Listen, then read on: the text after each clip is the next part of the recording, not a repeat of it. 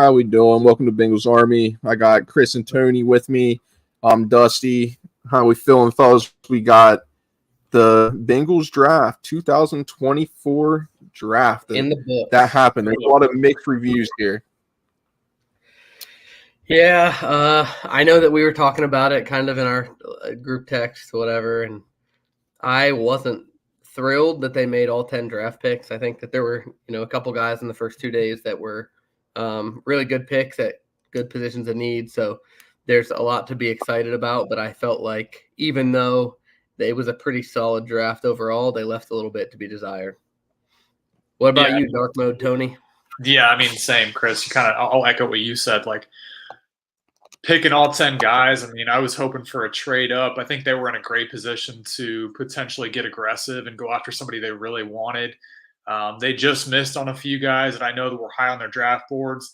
I'm not necessarily upset with the draft that we had. It filled what we needed, but at the end of the day, I think they could have done better and would like to see that.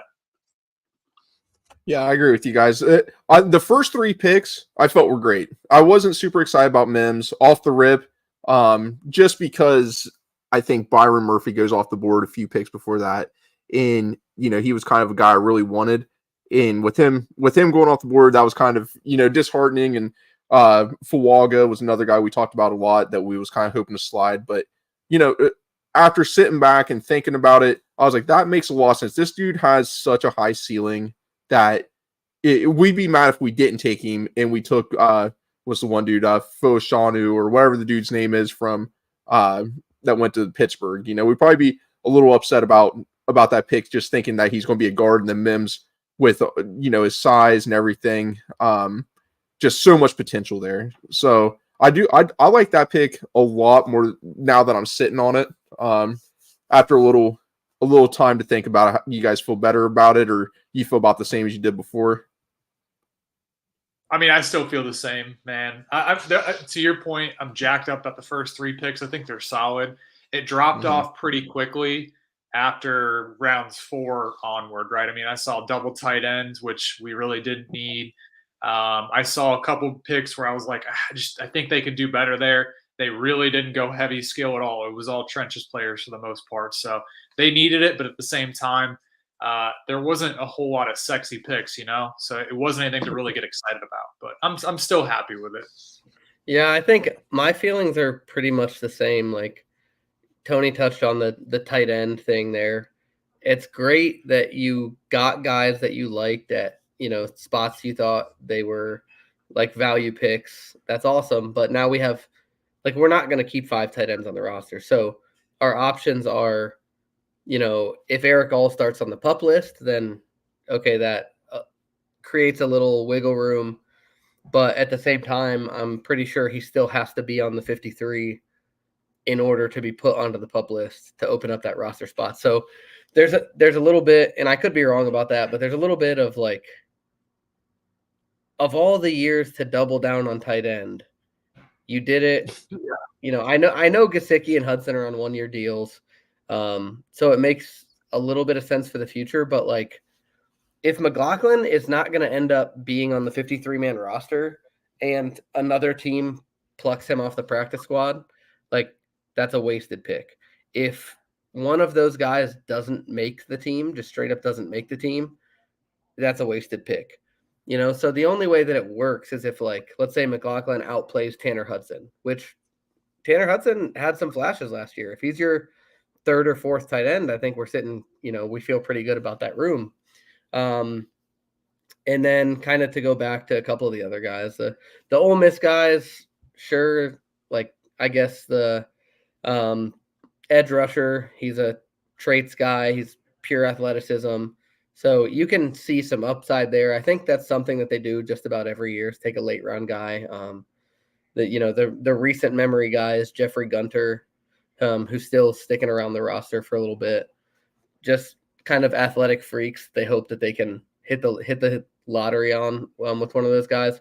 But at the end of the day, if 2 or 3 of these guys don't make the roster and we had chances to move up in the draft and turn that 4th round pick or that late 3rd into a higher 3rd, I don't know. That's where it starts to get tough for me. But top 3 picks, I still feel good about.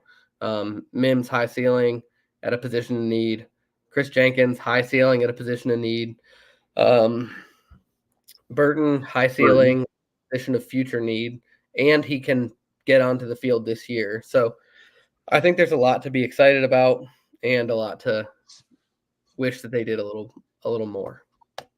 Yeah, I'm really excited about Jenkins, man. I feel like he is a guy I didn't really like a lot just because I felt like there was going to be other players to fall, but there was a run there in that second round.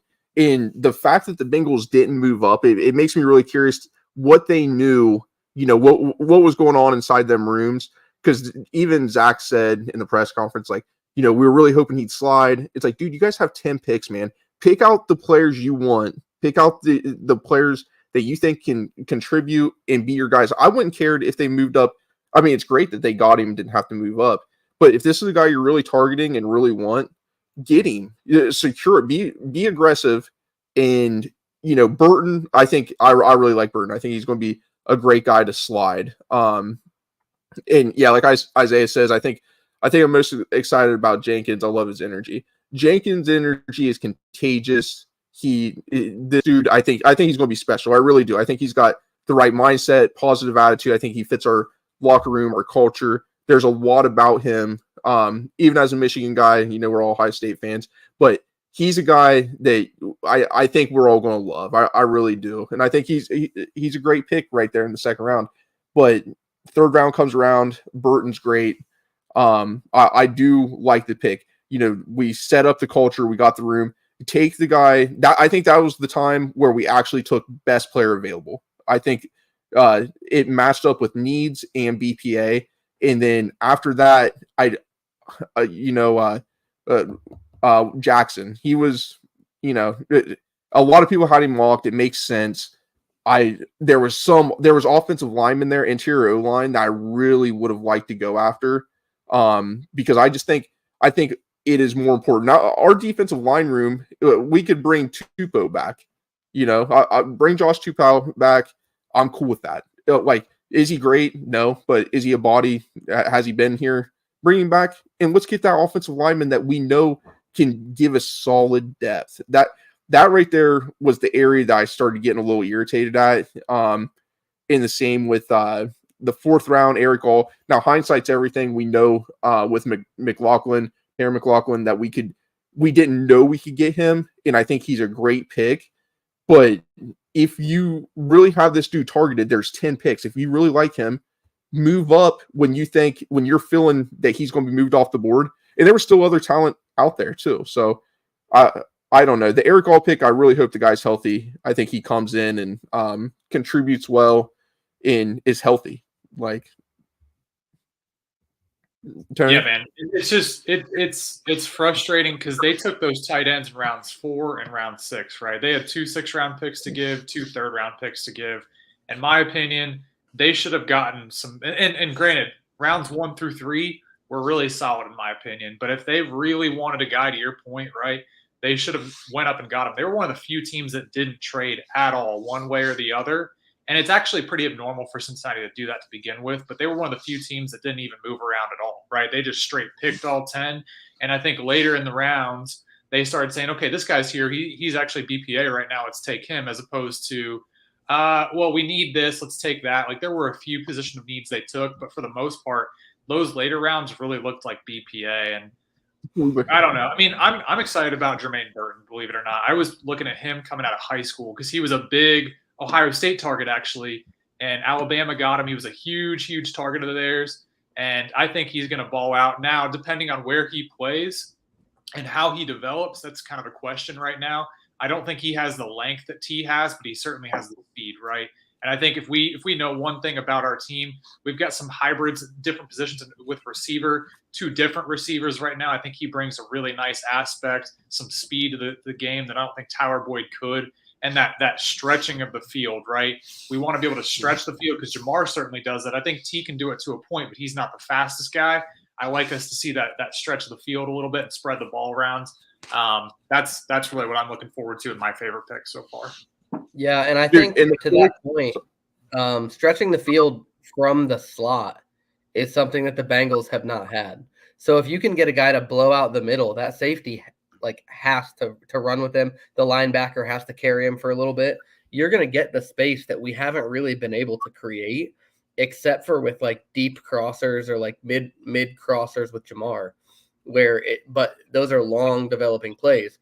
If you can get a fast, athletic guy like Burton to clear out the middle, pull safety back, pull linebacker to open up a little space for maybe one of the tight ends or for an underneath route with T or Jamar, some kind of screen, like receiver screens have been lacking the last couple years. It definitely opens up a lot in the offense. And the only thing that I would say about the Takk McKinley or McKinley Jackson, right? That's his name. So the only thing that I'll say about that pick, the only thing that I'll say about that pick is I know that they wanted another guy in the interior D-line room, but the difference between him in the 4th and another guy in the 6th or 7th with one of those other picks is probably not that big. It was in on multiple different visits. Like there's people that could be had that the drop off's not dramatic. Mm-hmm. Yeah. So I thought that they could have used that pick better, whether it was trading up or whether they just picked somebody else. Like I hate to say it like that because I'm obviously rooting for McKinley Jackson and everything. And the good thing, like I'm saying this as a good thing because I obviously viewed him a little lower, but the good thing about him is that you had people kind of all over the map on him. Like there were some people that say that like that's a great value pick for the Bengals and he could end up being a really great rotational piece and like a really solid starter for them. So there are people out there who really believe that that was a good pick. So at this point, obviously he's on the team. I'm rooting for him to be as successful as possible. And yeah, so the background knowledge here from my dad is 5-star out of high school and a 2-year captain in college. So the captain that fits the mold of what Cincinnati's been going for, and the 5-star recruit shows that he has, some talent, some athleticism that's kind of just natural, kind of just, as long as he can put it together, he'll be able to do it. But and I'm one just of the hoping, few true nose tackles in this draft, right? Yeah. I mean, that's the thing. Not a lot of people run a nose tackle. I've seen Cincinnati. They demonstrate success when they run a nose tackle. Like DJ Reader was a nose tackle, right? I think they've certainly been successful when they do that. If anything, he's going to be a really good rotational guy on those obvious rundowns, right? Yeah, I think part of the success with Cincinnati and a nose tackle, like, is the DJ Reader factor, though. I think he outplayed every other nose tackle in the league just about. Like, he's in a category of himself, Vita Vea, and maybe one or two other guys around the league. So I think DJ Reader was awesome. If he can be a piece of what DJ Reader was, I'll be happy with that pick. And the last thing that I have to say about all the late round picks was I just wish that they would have, like, instead of picking a guy that might not stick in the back of the roster, like the safety from Ole Miss. The guy's energy sounds great. His like post-draft call where he told Zach Taylor he loved him, like that stuff it's funny. It's a good story, but like trade that pick for a 6th next year or trade it for a 5th next year. Like there's a lot of things they could have done for me to be a little happier with those picks because the safety room is overcrowded now too. For that guy to make the roster, like it's a tough path for him. So we'll see how exactly it goes. But yeah. Yeah, I really wish in the 4th round, hindsight's everything, so it's really hard to tell right now. We're just making speculations on people we like. But a guy that I talked to you guys about a lot was was the running back from Tennessee, Jalen Wright.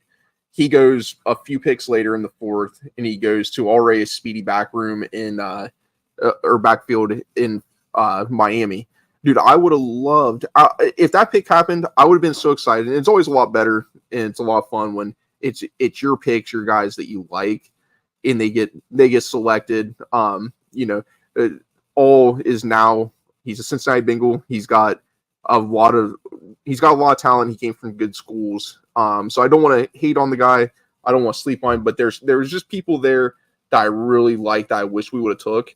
And then that kind of goes to the fifth round with oh shoot, who was the dude we took in the fifth? It was the cornerback. Let me pull it up. Why am I forgetting his name? It was Josh Newton from TCU. Josh Newton from TCU. Yep. Yeah. So Josh Newton, he was a guy that was expected to go a lot higher. He was kind of like the Penn State kid. And there was a guy that I absolutely loved in TJ Tampa, who I thought would have been a great pairing. And he kept falling, and he kept falling, and he kept falling. And then finally he gets selected. I think it was in the fifth round. Pretty sure it was in like the start of the fifth. But if you're taking cornerback there, take the best cornerback available. Move up and get Tampa. I think Tampa is going to be a stud. And he goes to freaking Baltimore. And let's bring this dude to Cincinnati, man. Trade up. I get, that's probably not a trade partner within the division, but you can move up a couple picks. It's not going to be all that expensive to move up in the fifth. What maybe 6 picks or something like it. That was frustrating. And then also the running back from Notre Dame, he was basically right there within reach as well. I think he would have been a really nice signing for the Bengals. So definitely a little frustrating because I think we're in this window and we're seeing kind of tendencies that the Bengals do, and nobody wants to talk about it because everyone wants to be, oh, we're great fans, we trust the front office and stuff. But damn, dude, like you got to hold them accountable. Like I love the Bengals. And no matter what they do, I'm still going to support the Bengals. And I know we're all going to, gripe and complain a little bit, but we would love to see them make kind of more of these aggressive moves. Like from the stuff that came out with T with offering him like this lower dollar range, and he was wanting Michael Pittman money. I really don't have a problem giving him Michael Pittman money. I think he deserves Michael Pittman money. That's kind of the comp. They went in the same range. And that's what the Bengals are known for, wide receivers. So next year we lose T. What are our options? Where are we going to go with? Now we're kind of having to get. Hopefully Burton works out. Hopefully Yoshi kind of steps up and continues to develop, and Charlie Jones. But Jamar Chase, T. Higgins, and Tyler Boyd was that staple of the Bengals outside of Joe Burrow. That's what we're known for. If you talk to anybody outside the league, we're known for our wide receivers. But I guess my point of that is we did take the wide receiver early, but we didn't really invest in the O-line exactly the way I wanted. The wide receiver room after next year is going to be iffy. We took a cornerback, which is a sneaky need, later than we wanted. I think the draft was good. Like overall, I'd probably give it a B minus grade with the upside of an A+ if these guys hit. Like if these guys hit, there's solid upside to be. I mean, it's really through the roof. But overall, I think B to B minus is pretty fair if you go down between needs and the players that are available. I think Josh Newton was a solid pick, but I would have loved to move up and get that running back or get TJ Tampa, which is really burning my ass a little bit because I love that dude. No. You're completely on par with that, man. The problem is, and I know everyone wants to put their faith behind Cincinnati, me included, but truth be told, they don't hit on a lot of draft picks. Like as of late, they haven't hit on a lot of guys. They've missed a lot more than they've hit. And that's kind of my feeling on it is like, okay, these guys might have a ton of upside, but again, we're kind of wash, rinse, and repeat with the T. Higgins thing. I'll beat that drum till it's dead.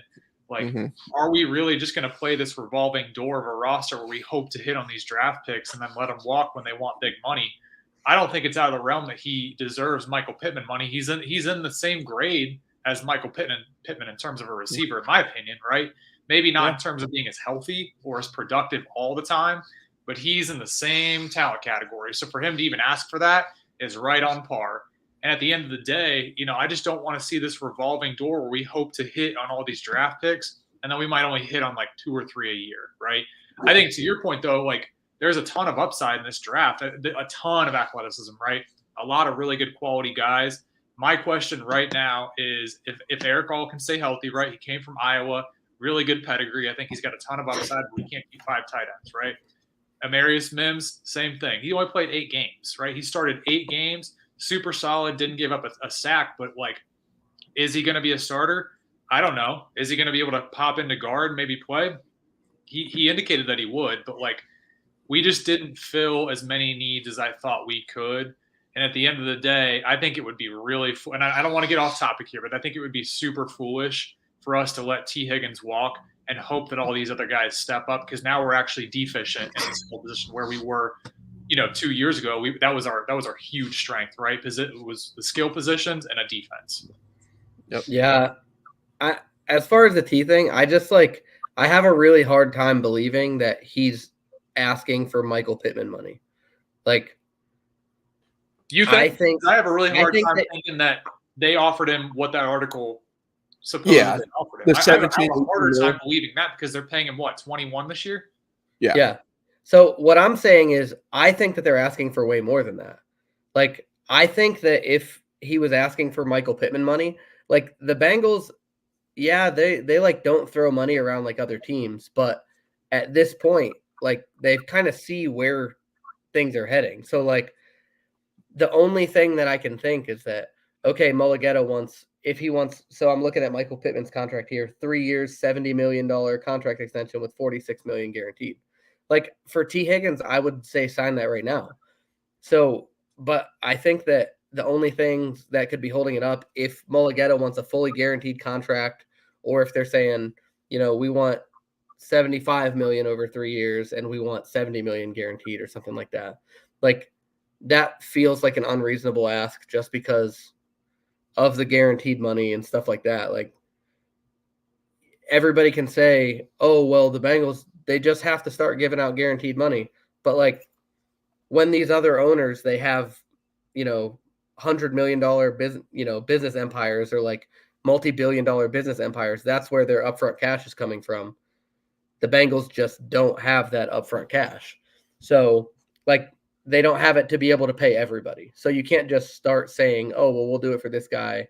Because now 2 years from now, you're going to have 2 more guys or 3 more guys that are going to say, well, you paid him and you gave him guaranteed money and this and that. So I think that I still believe that Mulugeta is asking for more money than that Pittman contract.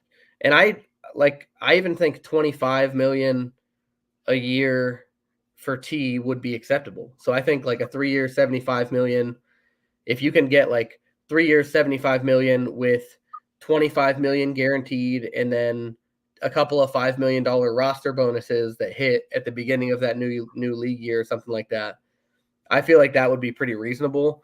But something about the way that the whole thing has happened, and because it didn't happen right after the Pittman contract, because it didn't happen after the Devonta Smith contract, because of all this stuff, I just feel like the ask is higher, because we've talked about it before with the salary, with the franchise tag being almost $22 million this year, and then we'll call it $25 million next year. So that's $47 million guaranteed over these next 2 years.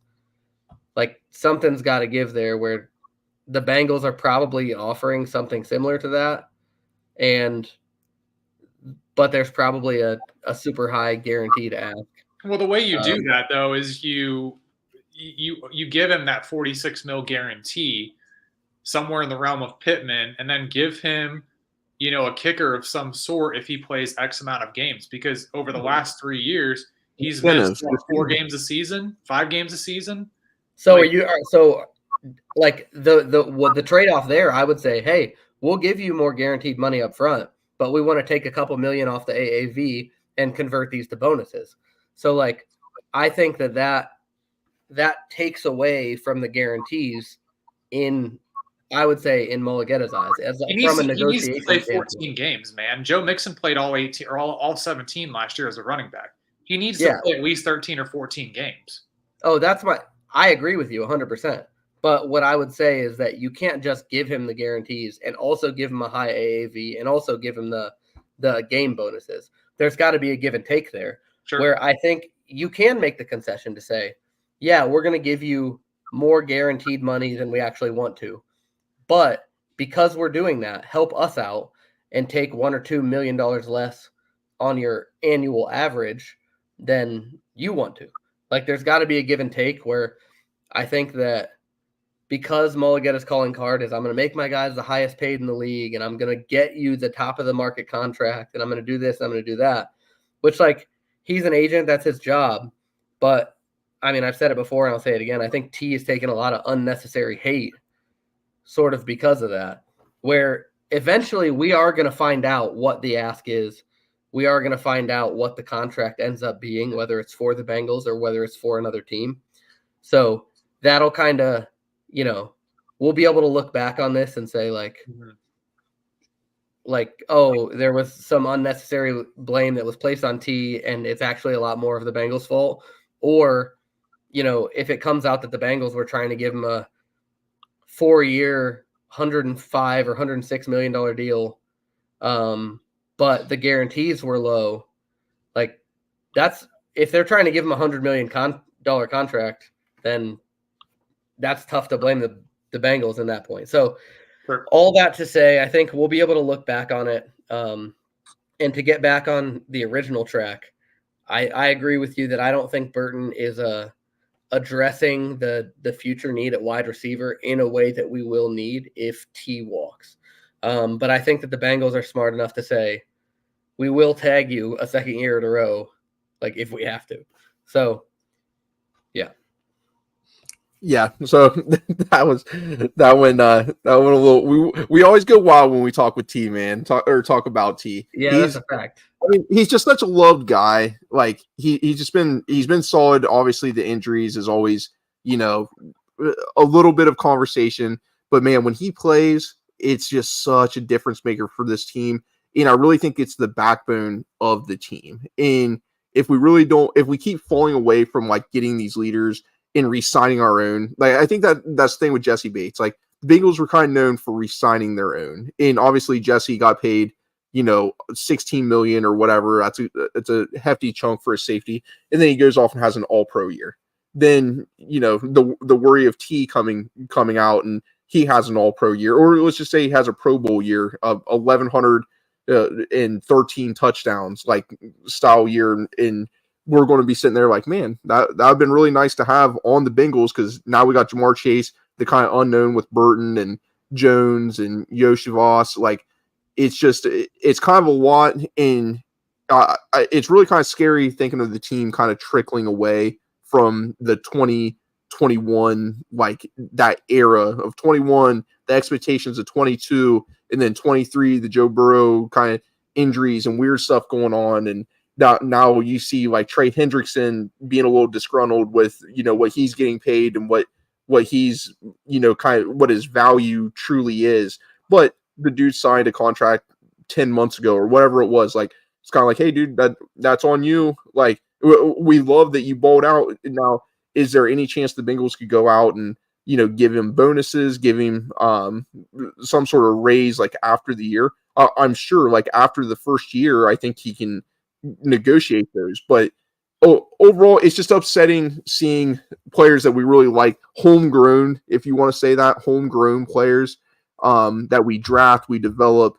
You want to keep these guys. You want the culture that we set to continuously be that culture. The Joe Mixons, that was why it was such a big deal, Joe Mixon leaving, is, he was a culture setter. He was a guy, maybe coming in, he wasn't a culture setter with, his problems that everyone talked about when he was an 18-year-old kid, but he became this leader in the DJ Readers, leaving. Like, there's been a lot going on, and that's why this draft is such, like, boom or bust, because if these dudes don't hit, even if Mims is a Jonah Williams level player, how irritated was everybody with Jonah Williams? That dude got so much hate, and he was an average tackle. Like, was he great? No. Was he horrible? Not. I mean, he had his plays, but he was on a really bad offensive line. Like, so it makes it different if you have an average offensive line. He's going to look a little better, in my eyes. But Yeah. So it's just really frustrating, and I hope these dudes start. I hope there's a way we can kind of settle the team down, because what's going to happen? Are they scared? They're paying Joe so much, and then they know they got to pay Jamar. It's like, yeah, it's a lot of money, but these are good players, and you drafted them. What is the point in drafting good players and developing them just to let them walk? To me, it's kind of pointless unless you're in this great window that we're in. Like, yeah, you want to draft these players. To me, it shows a lack of experience in the Bengals understanding how to manage an effective roster when you have a very high-paid quarterback, right? Yeah. I truly believe that Maybe Dalton is right now where this front office and this management is trying to figure out how to manage an effective playoff caliber roster when they're paying a quarterback the highest AAV in the league right now. That's really what it comes down to. It. They're cutting corners and they're being cheap in areas, and they're trying to replace them, and they're trying to scramble in certain areas while also keeping certain capstone players in there, like Orlando Brown, like Joe Burrow, like Chase. Like they're trying to keep these guys in there. But I think at the end of the day, like, it's showing their lack of experience right now. They're trying to figure out how to manage this roster while keeping the team together as long as possible, because they know they're on the hook for Joe, right? That's just what it is. I think the caveat to that, though, is like you're seeing that around the league with a lot of teams. Like the Chargers are probably the most high-profile example this offseason where they had to make decisions on Khalil Mack and Joey Bosa and Keenan Allen and Mike Williams. And Keenan Allen and Mike Williams no longer play for the LA Chargers. I think that the fact that other teams are out here making these decisions is kind of like a lot of people are giving crap to the Bengals because they might have to do this in the future, but other teams are already having to do it. It's already going on around the league. DeAndre Hopkins has been traded 2 times now. Buffalo just traded Stephon Diggs. Keenan Allen plays for the Bears, and Mike Williams, I don't even know they had to release him. So he's out there with some. So DK Metcalf is talking about being traded. There's all of this stuff. And a lot of it settles with the Bengals on T. Higgins because they've said we're not going to make a hasty move. We're not going to just trade him away because we think we might have to. It's just, I don't know. I feel like the Bengals take a lot of hate for it, for the way that they've done it, but they haven't really had to get rid of the fan favorite guys. In many cases, they chose to let Whitworth walk, and they chose to let Zeitler walk. But when Zeitler left, the Browns made him the highest paid guard in the league. And when Whitworth left, they I don't want to say they made a bet that one of Ogbuehi and Fisher were going to pan out, but that's essentially what they did. They kind of did, yeah. They kind of did, and not to cut you off, but this comment here is kind of exactly how I feel, right? That's why you have to draft players that can step up and play in a couple years, right? They have not hit on their draft picks, especially on defense, right? Mm-hmm. They have not hit on their draft picks, and on the offensive tackle, same thing. So when I see an offensive tackle taken in the first round, they're like, oh, this guy's got so much upside, huge body. I'm like, great. Until I see the proof in the pudding, I'm going to be that vocal fan that has a lot of doubts because that's just the track record that they have. Yep. Yeah, I agree with you. And that's part of the thing that I think that the McKinley Jackson pick kind of rubs me a little bit because they just haven't been good at taking those mid-round defensive tackles. No. I think Chris Jenkins is a different scenario because he's a second-round guy. He's got some hype. He was basically consensus probably third guy behind Byron Murphy and Johnny Newton. He's got the pedigree. He came from a national championship winning team who was known for their defensive line. He's got a pedigree. To go further with the pedigree, I mean, his dad was an All-Pro for a Pro Bowler for years in the league. So he's probably learned some of the habits and some of the like disciplines that it takes to be a good pro, and he's got that good mentorship there as well as the program at Michigan. So that's where it gets rough with me with taking guys in the mid rounds that you've been not good at picking those positions, like tight end to be included there. You haven't been good at picking tight ends. You haven't been good at picking defensive tackles.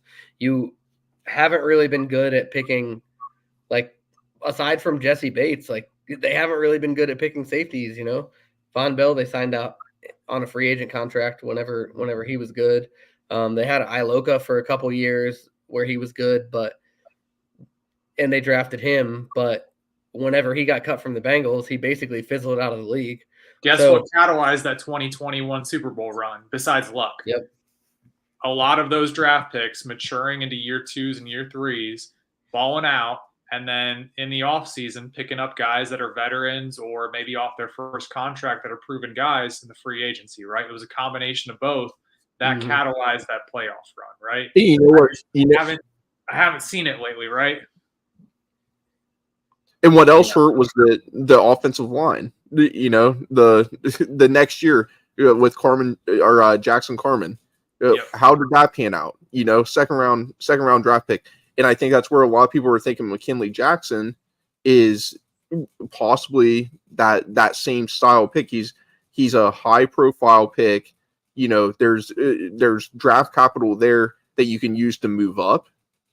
Possibly get use that and sway that with a 6th round pick and target somebody else. If you're really thinking about going tight end, I'm not sure. I'm not looking at it, but there could have been other tight ends that were right there available that wasn't with a back surgery and ACL and all this stuff. Yes, the guy comes from a great pedigree, like we said, but when you're in this window, man, the bottom line for me is moving up, being aggressive, working whatever cap space you have that's available. Like Dalton Risner's out there. Like bring him. He's a proven veteran on the interior offensive line. You really want Cody. You want to do it again where it's 3/5 of the offensive line's out. Now that's pretty dramatic. It's pretty catastrophic. But even if 2/5 of the offensive line's out, and then you're relying on Mims, who knows how he develops, which we all have high hopes and we think his ceiling's through the roof, but bring this interior presence in as well. Like that, to me, if we did that, if we really brought like a Dalton Risner in right now, I would be like, okay, we are solid. But you just don't see the Bengals going over the top. Like, hell, we wouldn't even have Orlando Brown Jr. last year if his agent didn't reach out because he wanted to come here. Like, what would have that looked like? Like imagine if we did not sign OBJ. That would look really strange. And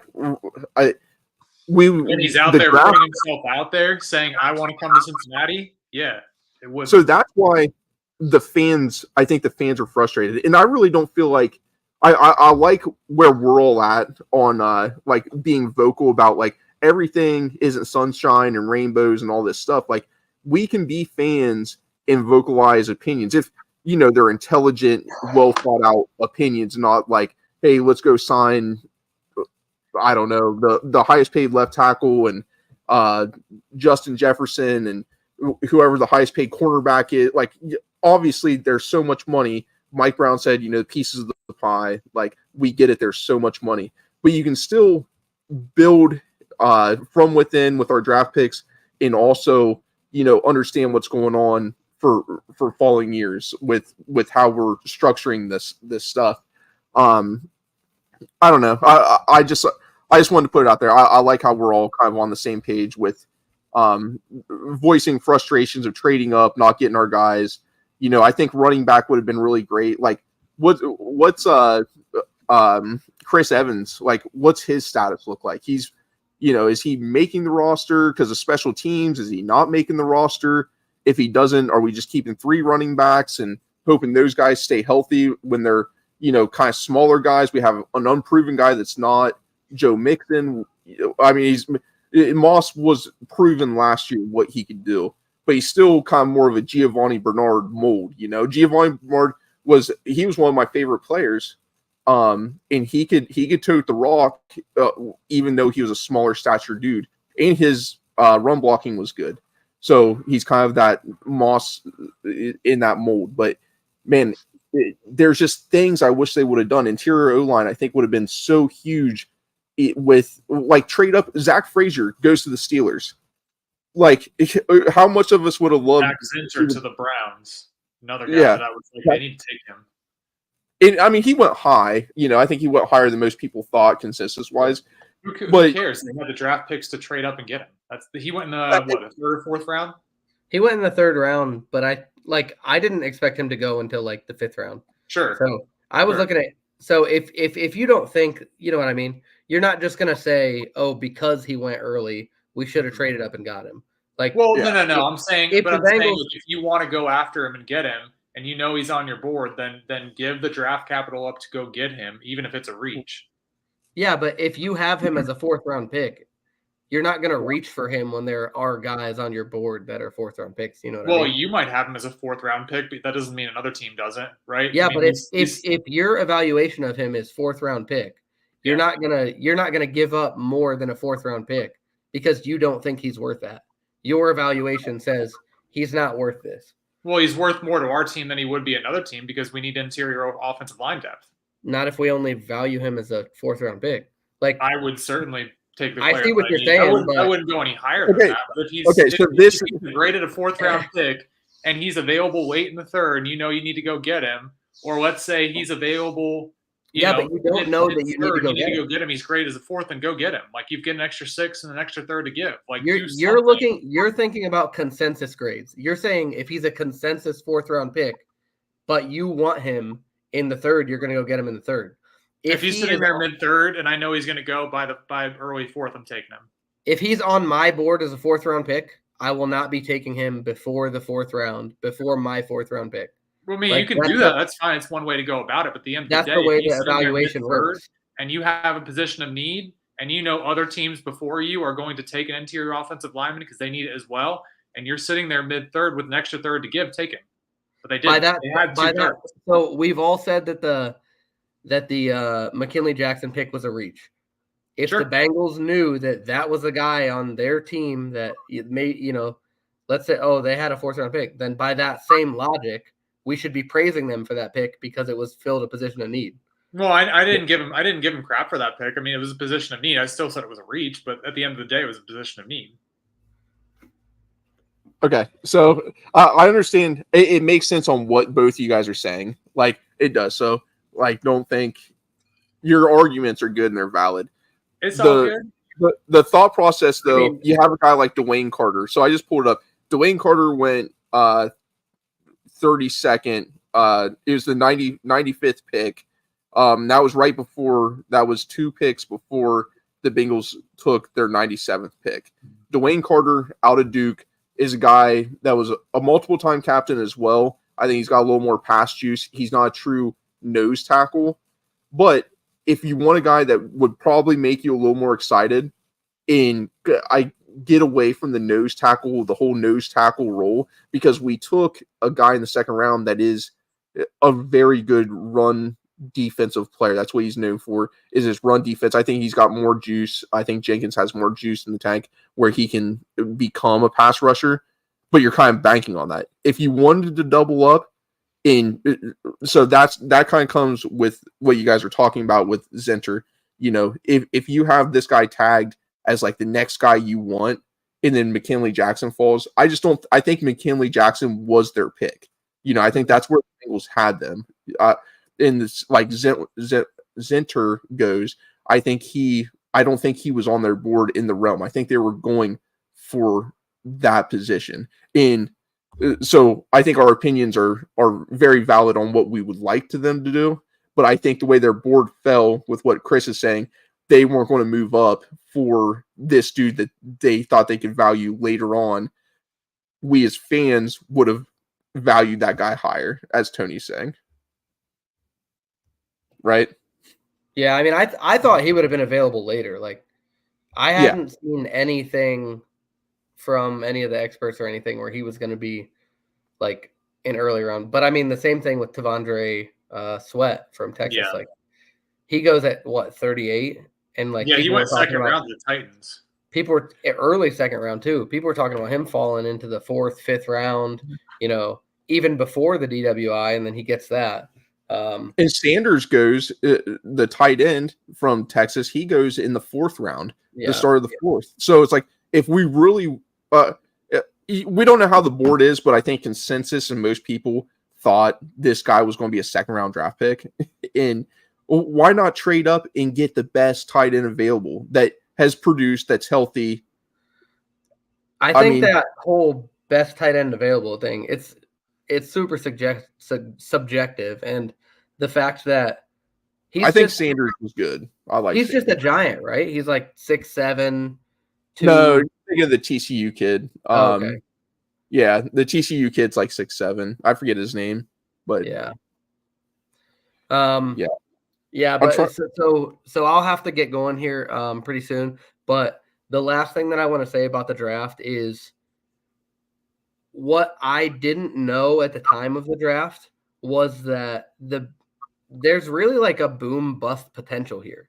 Like we could look back on Josh Newton 2 years from now and say, man, that was such a solid pick. Like I had no idea that last year, before the season started, guys were viewing him as a potential, top 15 cornerback, like, or top 15 pick in this draft before last year's season started. So like there were a lot of guys that thought he was going to go really high this year. And then he had a down year. So things like that can happen. And I didn't know any of that. I didn't know, the athletic upside of the defensive end from Ole Miss. I just looked at him like, oh, it's just a dude, but I didn't know that he scored like a 9.8 or something. Yeah, on his routes. His relative athletic score. Like I didn't know he's this freak athlete. So I think that we're going to be able to look back and we're going to be able to say like, if 3 or 4 of these, day 2 and 3 picks work out, then this could end up being a really good draft with a bunch of key role players. So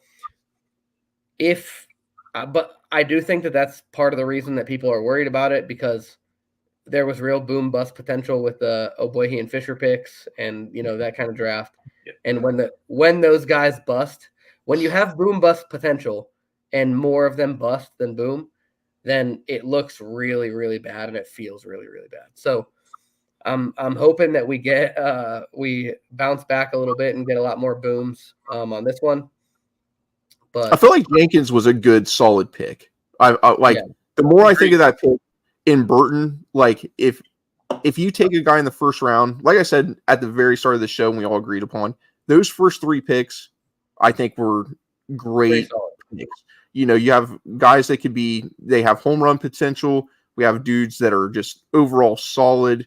And then we have a guy that we know solid if he can just keep his head right, and we got the locker room for it. I think those picks are great. McKinley Jackson, in this, since we're about to log off, I'm just going to kind of go over an overview. McKinley Jackson, he fills a need. Hopefully, I think the problem is we're looking at 300 snaps possibly. Like if he plays a lot of ball, 300 snaps is where he's at. There's players that were available that would have played a lot more, meaning it would have been a lot better for the Bengals through the year. In the 4th round, we had Eric All, and we had so Bortolini goes a couple picks after him, Mason McCormick, Jalen Wright, and Will Shipley, all guys, and TJ Tampa. Those are all guys within 10 picks after we take a tight end that, is he going to contribute? Like we kind of talked about the way that tight end room's looking. Now we know with the dude that we took from Arizona in the 6th round, his potential was kind of through the roof. We don't know if he's going to be there, but we have the available to move up and get him. If we really like this guy, you get a Bortolini, you could get a Mason McCormick that you really trust on that interior offensive line. You can get the dude that I really loved in Will Shipley and TJ Tampa. There was some real talent there.